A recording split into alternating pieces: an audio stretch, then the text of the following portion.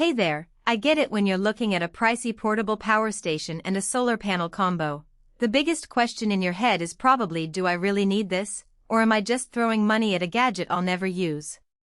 You've probably already spent a few minutes scrolling through endless specs tables, and maybe you've even watched a handful of YouTube unboxings that sound a bit too polished.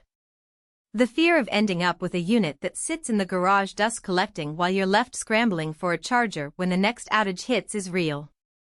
So before you click Add to Cart, let's break down whether the Anker SOLIX F3000 paired with the PS400 bifacial panel actually solves the problems you care about, and if it does so without breaking the bank.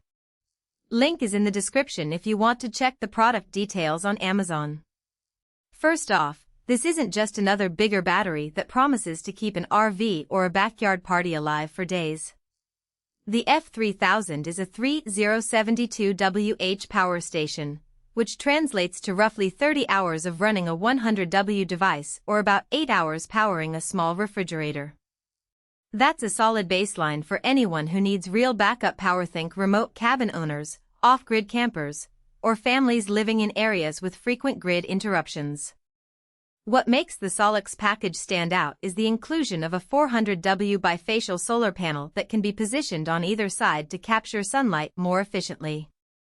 The panel folds down to a compact size, and it's rated for two 400W solar recharging, meaning if you have a sunny day and a good array setup, you could theoretically refill the station in just a few hours. Now, who should actually consider buying this? If you're the type who plans to live off-grid for extended periods, or you run a small mobile business like a food truck that needs a reliable, quiet power source, the F3000 combined with the PS400 gives you a level of independence that a traditional gas generator can't match. The fact that it's waterproof and built to survive rough handling means you can stash it in a car trunk, a boat locker, or even a utility shed without worrying about a splash or a drop. The pass-through charging rating of 3600W also lets you charge devices while the unit is itself being charged, handy if you're in a situation where you have a limited number of power sources but multiple devices to keep alive. On the flip side, if you're only looking for a compact power bank to charge phones and a laptop on a weekend hike, this might be overkill. At 31 pounds, the F3000 is far heavier than the typical 500Wh portable chargers that backpackers usually carry. The solar panel, while foldable, adds another few pounds and a bit of setup time. So for a day trip camper who only needs to power a headlamp and a phone, you'd probably be better off with a lighter, lower capacity option. Likewise, if you live in a region with consistently cloudy weather or limited sun exposure, the promise of ultra-fast solar recharging can feel a lot less realistic.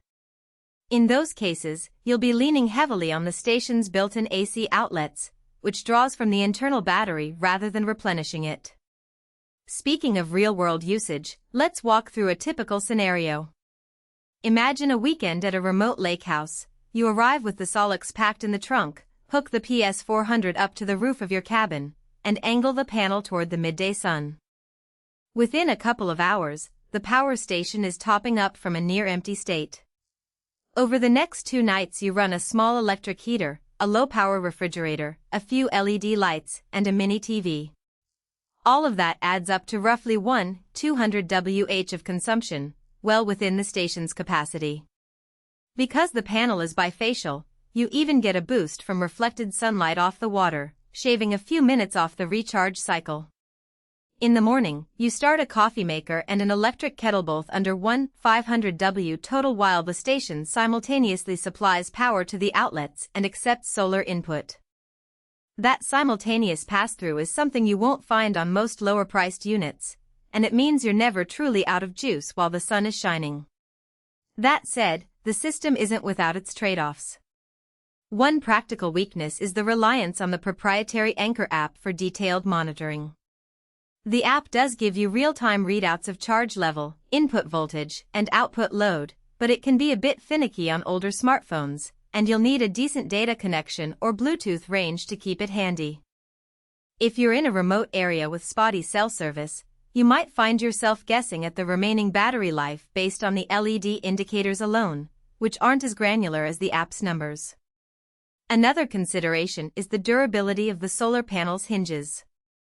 While Anker markets the panel as lightweight and foldable, the folding mechanism is a moving part that can wear over time, especially if you repeatedly pack and unpack it in a dusty environment.